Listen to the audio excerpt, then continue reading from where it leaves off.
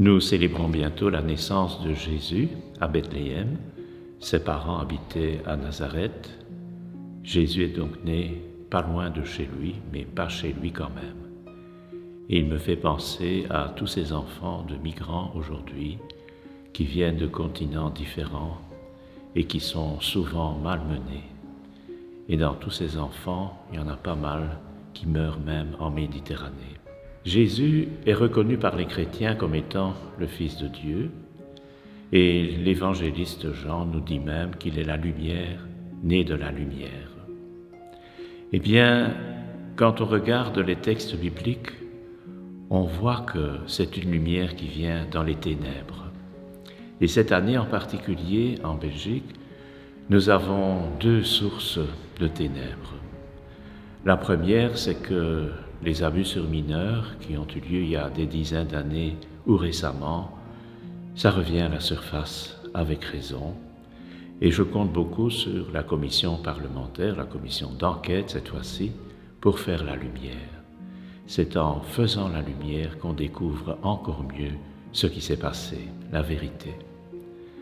Et le deuxième élément, récent celui-là, en tout cas pour ce qui est connu, c'est ce qui s'est passé avec les enfants de filles-mères qui ont été adoptés de manière forcée et même pour certains d'entre eux vendus. C'est évidemment inacceptable. Et puis, depuis le 7 octobre, nous avons ce qui se passe à Gaza avec le Hamas, avec les troupes israéliennes.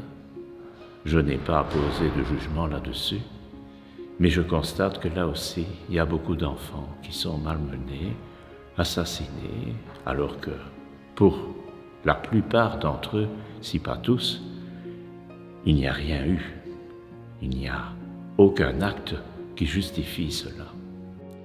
Alors ces ténèbres, eh bien, aujourd'hui, nécessitent qu'on fasse la lumière, et il est un peu heureux que les textes bibliques et la tradition chrétienne parlent de Jésus de Nazareth comme étant non seulement la lumière née de la lumière qui fait la vérité sur toute chose, mais aussi un sauveur. Nous avons besoin de quelqu'un qui nous sauve, pas seulement les gens qui sont très loin, mais les gens qui vivent dans notre pays.